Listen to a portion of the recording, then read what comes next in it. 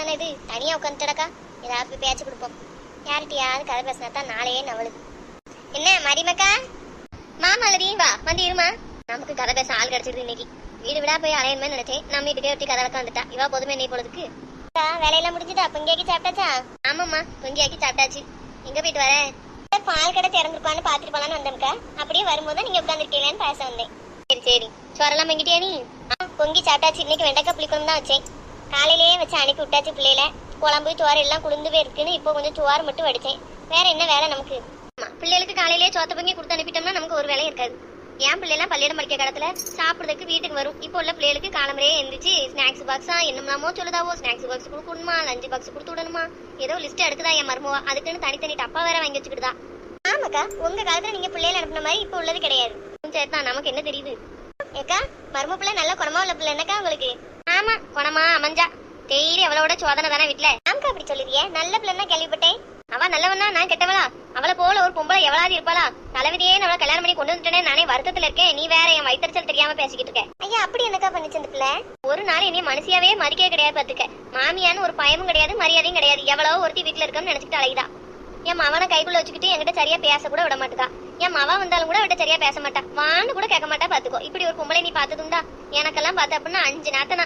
இப்பவும் பாரு என் நாத்தனார் யாருனாலும் வீட்டுக்கு வந்தாலும் சரி நம்ம அண்ணன் முண்டாட்டின்னு என் மேல அப்படித்தான் பாசமா இருப்பாள். அந்த அளவுக்கு நான் பொங்கியாக்கி பார்த்து அப்படிதான் அவளோட பெத்த பிள்ளைகள் மாதிரி பாப்பேன் தெரியுமா? நீ உருட்டுக்கா உருட்டு. உன் மனசுக்கு நீதான் ஜெயிப்ப. என்ன மலடி யோசிச்சுக்கிட்டு இருக்கேன்? ஒண்ணு இல்லக்கா ஒண்ணு இல்ல, சும்மாதான். வீட்டு வேலையை மட்டும் அந்த பிள்ளை பாத்துக்கிட்டு எனக்கா. எங்க வீட்டு வேலை பார்த்தா எனக்கு இருக்க நேரம் கிடையாது. இவ்வளவு நேரம் வேலை பார்த்துட்டு இப்பதான் செத்த வந்து உட்கார்ந்துருக்கேன். இப்பவுமே இருக்க முடியாது. உள்ள போய் எதுவும் பாத்திரம் கிடந்தா தேக்கன்னு பாத்துக்கோ. யோசிச்சுக்கிட்டு தான் இருந்தேன். சரி நீ வராதவா வந்திருக்க பேசுவேன்னு வந்துட்டு பேசிக்கிட்டு இருக்கேன். நம்ம சும்மா தான் உட்காந்துருக்கோங்கிறத கண்டுபிடிச்சிட்டாலோ? அப்படியாக்கா எனக்கும் வீட்டுல ஒரே வேலை தான் பாத்துக்கோங்க. காலையில சோத்த பொங்கி திண்டலாம் கொடுத்து விட்டுறலாம். அடுத்து துணியை துவைக்கணும், கடைக்கு போயிட்டு வரணும். இந்த வேலையெல்லாம் நம்ம தானே பார்க்கணும். எனக்கு 5 நிமிஷம் நிக்க நேரம் கிடையாது. நான் உங்களை பார்த்தே ரொம்ப நாள் ஆகு பத்தியெல்லாம். அதான் சரி பேச போவேன் அப்படின்னு வந்து உட்கார்ந்துருக்கேன். சரிக்கா அப்படியே நானும் கிளம்புறேன். உங்க மரும பிள்ளைங்கக்கா வீட்டுல இல்லையோ? அவ என்னைக்கு வீட்டுல இருந்தா நீ சொல்லுத? ஒரு நாள் வீட்டுல கிடக்க மாட்டாளே. நாம் சோத்த பொங்கி வைக்கணும், அவ தின்னுட்டு எவ வீட்லயாவது போய் கதை பேச போயிருவா. இப்படி ஒரு பொம்பளை நீ பார்த்ததுண்டா? ஏ அப்படியா? சே கேட்கவே ரொம்ப வருத்தமா இருக்கு. நீங்க வயசான காலத்துல என்னக்கா வீட்டு வேலையெல்லாம் பாப்பிய? என்ன செய்ய, எல்லாம் நம்ம தலையெழுத்து வாங்கி வந்து வரோம். அப்படி என் மாவன் கொஞ்சம் உசாரான மவனா இருந்தா அப்படின்னா எங்க அம்மா இப்படி செய்ய விடுவியான்னு கேட்டுருவான். அவனும் பொண்டாட்டியை பார்த்தா பயந்து நடுங்கிற மாதிரி இருக்கானா என்ன செய்ய? முதலெல்லாம் நல்ல பையனா தான் இருந்தான். இப்ப அவன் அப்படி மாத்தி மயக்கிட்டா. சரி சரி வருத்தப்படாதியக்கா. வீட்டுக்கு வீடு வாசப்படி எல்லா வீட்லயும் இருக்க கதை தானே. ஏன் போட்டு சங்கடப்படுதியா வயசான காலத்துல? மருமவா இப்ப எங்க இருக்கான்னு லேசா ஒரு வார்த்தை சொன்னானா அவட்ட போய் லேசா பத்த வச்சுட்டலான்னு பார்த்தா எங்க இருக்கான்னு மட்டும் சொல்ல மாட்டுக்கால. அந்த பிள்ளை எங்கக்கா போயிருக்கு? அம்மா வீட்டுக்குன்னு போயிருக்கா? அவ எங்க எப்பவும் வீட்லயே இருக்க மாட்டா. எங்கயாச்சும் அவகிட்டயாவது கதை பேச போயிருவா. நெடுமாறின்னு ஒரு அலைவா தெரியுமா? அந்த பனைமரம் அவ கூட தான் கதை பேசிட்டு அலைவா. இப்ப எங்கயாச்சும் இவளும் அவளும் உட்காந்து யார பத்தியாவது புறம் பேசிட்டு கிடப்பாள். வேற வேலை என்ன அவளுக்கு? வீட்டுல மாமியா கறி பொங்கியாக்கி வைக்க அவளோ தின்னுட்டு ராட்டு எனக்கா ஊரை சுத்திட்டு கிடக்காள்வ. நீங்களும் வேலை பார்த்தே இழைச்சிட்டு என்னக்கா முன்ன இருந்த விட ஆள் ரொம்ப கரைஞ்சிட்டியல. நெசத்திலேயே நம்ம மேல அக்கறையில பேசாளா இல்ல கிண்டல் பண்றாளான்னு தெரியலையே. ஆமா மலதி, என்ன செய்ய, மனசுல வருத்தம் இருந்தா ஆள் கரைஞ்சிக்கிட்டு தான் போவான்னு சொல்லாவோ. எனக்கு என்னமோ ஒண்ணும் தெரியல, நீ தான் சொல்லியா? நீ இருக்கே என்ன நம்பி இருக்க? ஒரு பேச்சுக்கு எக்கா மெலிஞ்சிட்டுன்னு சொன்னா அப்படிலாம் இல்லன்னு சொல்லாம என்னமோ நெசத்திலே கரைஞ்சவனக்கா நடிக்கா பாரு. மருமா பொங்கியாக்கி போட்டு ஆள் நல்லா ஊதி போயிருக்கா. பேச்ச பாரு. நீங்க இப்படி வருத்தப்பட்டுட்டே இருக்காது. எக்கரவு உடம்பு சரியில்லாம போயிரும். நான் அப்படியே போயிட்டு வரேன். கொஞ்ச நேரம் கழிச்சு பால் வாங்க வரேன். என்னக்கா? ஏன் மலதி இரே செத்த நேரம் வராதவன் வந்திருக்கேன். நான் காப்பி போட்டு தரேன், குடிச்சிட்டு பேசிட்டு இருப்போம். உடனே இப்ப வீட்டுக்கு போய் என்ன செய்ய போறேன்? இப்பதான் கொஞ்ச நேரத்துக்கு முன்னாடி உட்கார நேரம் இல்லைன்னு சொல்லிட்டு இருந்தா இப்ப காப்பி போட்டு கதை பேச கூப்பிடுதா. இல்லக்கா கொஞ்சம் வேலை இருக்கு, வீட்டுக்கு போயிட்டு பேர வரேன். என்ன? சரி மலதி, அப்பப்பா வந்துட்டு போ. என்ன? சரிக்கா சரி போயிட்டு வரேன்க்கா. சரிம்மா பாத்துக்கோ. வேலையா இவன் மருமோட்ட வத்தி வைக்கணும். வந்தவனும் கொஞ்ச நேரம் கதை பேசிட்டு போயிட்டா. வேற எவ்வளவு வரலான்னு பாப்போம். இப்படி பல்ல கட்டிட்டு கிடக்கிய என்ன விஷயம் சொன்னா நாங்களும் சிரிப்போம்லாட்டே. ஒண்ணும் இல்லாச்சி, நாங்க 2 பேரும் எங்க மாமியா வீட்டுக்காரையே பேசிட்டு. மாமியானா யாரு? புருஷனை பெத்தவா தானே. அவளை பத்தியா பேசி சிரிச்சுட்டு கிடப்பிய? நாங்கெல்லாம் அந்த காலத்துல மாமியானா அப்படித்தான் பயந்து நடுங்கும். இப்ப உள்ள பிள்ளைகளுக்கு மாமியானா ஒரு விளையாட்டா போச்சு. என்ன நீங்க நடுங்கினா நாங்களும் நடுங்கணுமோ? நீங்க எல்லாம் அந்த காலத்திலேயே கொஞ்சம் தைரியமா மாமியாட்டெல்லாம் பேசியிருந்தீங்கன்னா இப்ப உள்ள மாமியா எங்களை போட்டு இந்த பாடுபடுத்துவாளா? எட்டியலா அந்த காலத்துல நீங்க எல்லாரும் இஷ்டப்பட்டா வீட்டை விட்டு வெளியில போயிருங்க. அந்த காலத்துல அந்த தனி கொடுத்தனவங்க பேச்சே நாங்க எடுக்க முடியாது. ஒன்னாதான் இருக்கணும். அப்படி இருக்கும்போது ஒருத்தி பேசிட்டு காலையில மூஞ்சிட முழிக்க முடியுமா? அதனால நாங்க பொறுத்து அனுசரணையா குடும்பம் நடத்தணும். குடும்பம்னா 4 வார்த்தை முன்ன பின்னதான் இருக்கும். என்ன செய்ய, ஒரு நேரம் நல்ல முறையில போகும், ஒரு நேரம் சண்டையா தான் போகும். இப்படிதான் நாங்களும் காலம் கழிச்சோம். ஆச்சி நீங்க அந்த காலத்திலேயே கொஞ்சம் மரியாதையோட வாழ்ந்துருந்தீங்க அப்படின்னா எங்களையும் இந்த காலத்துல மரியாதையோட நடத்துவாவே. நாங்க மருமவ மாதிரி இல்ல, வீட்டுல வேலைக்காரி எனக்கா இருக்கும். காரணம் நீங்க சொல்லியல்ல இப்படி இப்படி மாமியானா அப்படித்தான் பேசுவா, அனுசரிச்சு போகணும்னு இந்த வார்த்தையை சொல்லி சொல்லி சொல்லி தான் எங்களை அப்படியே அடிமையாவே ஆக்கிட்டியே. ஆரம்பத்திலே மாமியானா என்ன, மாமியா மருமவன்னா ஒரு ஃப்ரெண்டு மாதிரி போகணும் அப்படிங்கிற மாதிரி நீங்க வச்சிருந்தீங்க அப்படின்னா இன்னைக்கு நாங்களும் நல்லா இருந்திருக்கலாம். ஆரம்ப கட்டத்துல இருந்து மாமியானா ஒரு அதிகாரம் தான் அப்படிங்கிற மாதிரி நீங்க கொண்டு வர போய் இன்ன வரைக்கும் ஆச்சு. மாமியா கறியே திருந்தின பாடே இல்ல.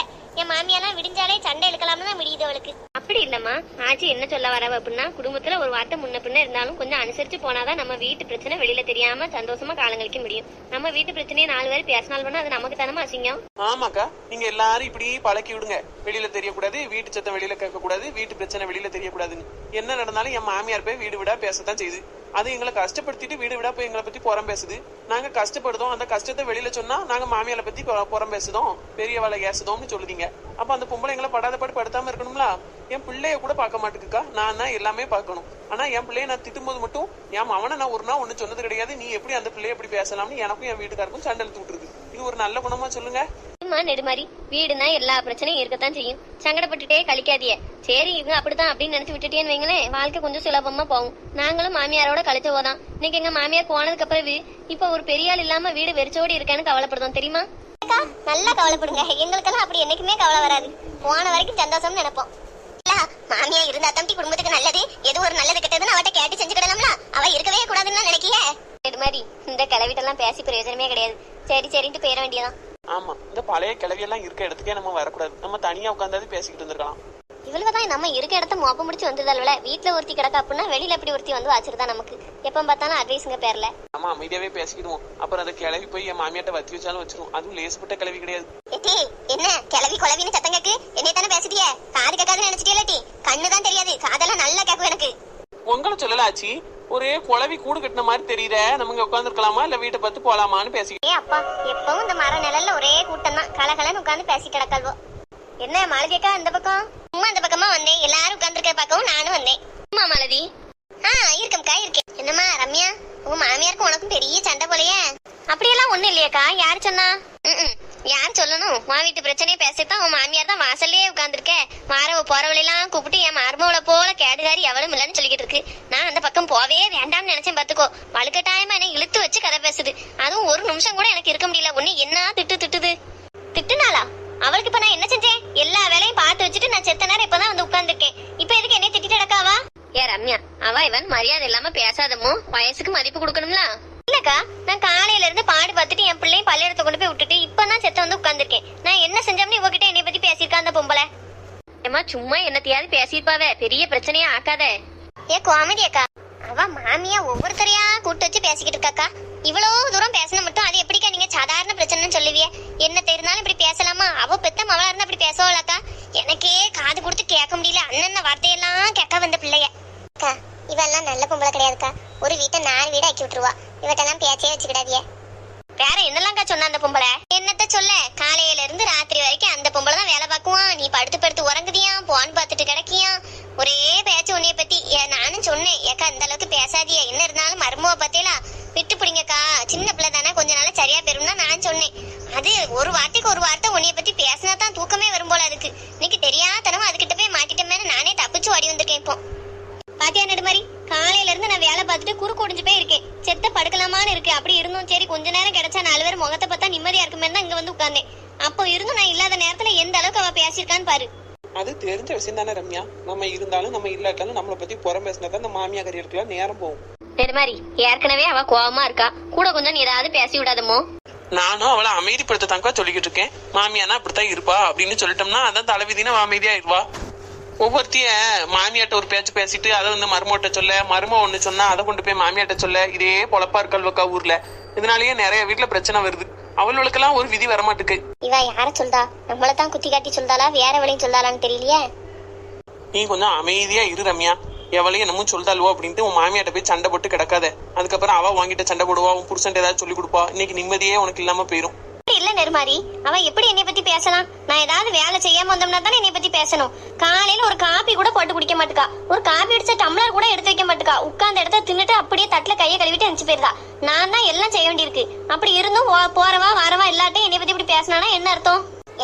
மாமியால அவ இவன் பேசாதேட்டி, அது உங்களுக்கு தான் பாவம். என்னதான் இருந்தாலும் வயசுக்கு மரியாதை கொடுத்து நல்ல முறையில பேசுங்க, இப்படி பேசாதே. ஏன் கிளவி, நானும் ஆரம்பத்துல இருந்து பாத்துக்கிட்டு இருக்கேன். என் மாமியாளுக்கு சப்போர்ட்டாவே நீ பேசிக்கிட்டு இருக்க. ஏற்கனவே கிழிஞ்ச வாய் இன்னும் கிழிச்சு விட்டுறேன் பாத்துக்கோ. தேவையில்லாம பேசாத, வாயை பொத்திட்டு இருந்துரு. அம்மா இப்பவே என்ன பேசுறியே? நீ மாமியாட்ட வாயை பொத்தி இருப்பியா? அவன் அதுக்கு தான் உன்னை என்ன பாடு படுத்துதா? அதான் என்ன கேள்வி கேக்கா?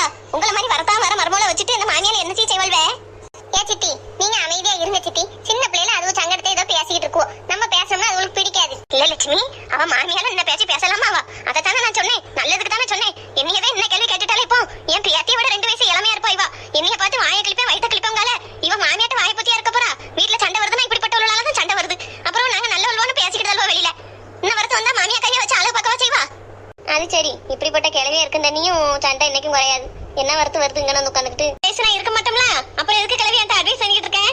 வாயை பொத்திட்டு இரு. உன் பேத்தி எப்படி நல்ல முறையில காலம் கழிச்சா அப்படின்னா உன் பேத்தியை தலையில தூக்கி வச்சு ஆடு. அதை விட்டுட்டு எனக்கு அட்வைஸ் பண்ற வேலையெல்லாம் வச்சுக்கிடாத. பொத்திட்டு பேரு. அம்மா அம்மா அம்மா, என்ன என்னென்ன வார்த்தையெல்லாம் கேட்கா? என்ன பொத்திட்டு போங்க? என் வயசுக்கு மரியாதை இல்லாம என்ன மானங்கட்ட கேள்வி கேட்கால. ரம்யா கொஞ்சம் அமைதியா இரு ரம்யா. இந்த கிளவி ஊரை கூட்டிடுவா ஈனுங்க முன்ன. அவட்ட வாய் பேச்சு வச்சுக்கிடாத. அவன் என்ன பேச்சு பேச? நீ என் மாமியா ஒரு பக்கம் ஏசான்னா நான் இங்க வந்து இருக்கேன். இவன் எவனே தெரியாது. செத்த நேரம் வந்து உட்கார்ந்துருப்பன்னு பார்த்தா இங்க வந்துகிட்டு என்ன நாட்டமா பேசிட்டு இடக்கா. ஊருக்குள்ள நிறைய கிளடு கட்டியே இப்படிதான் இருக்கும் ரம்யா. அதை பெருசாக்காத. இப்படிதான் ஒரு தடவை இந்த கிளவிட்ட வாயை கொடுத்தேன். இவ போய் என் மாமியாட்ட சொல்லி கொடுத்து பெரிய சண்டையா போச்சு. அந்த கிளவியை பார்த்து நம்ம பயந்து ஒதுங்கதான் தப்புங்க. முதல்ல இவளை போட்டு தள்ளிட்டோம்னா எல்லாம் சரியா போயிடும். யார்ட்டி போட்டு தள்ளமே பேசிக்கிட்டு இருக்க? என்கிட்ட எல்லாம் வச்சுக்கிடாத பாத்துக்கோ. கையை முடிச்சு போட்டுருவேன். நீ எங்கேயே முறிக்கா, நான் வாங்கையே முறிக்கான்னு பாப்பமா. அடிக்க உன்னை என்ன செய்யணும்னு பாரு இப்போ.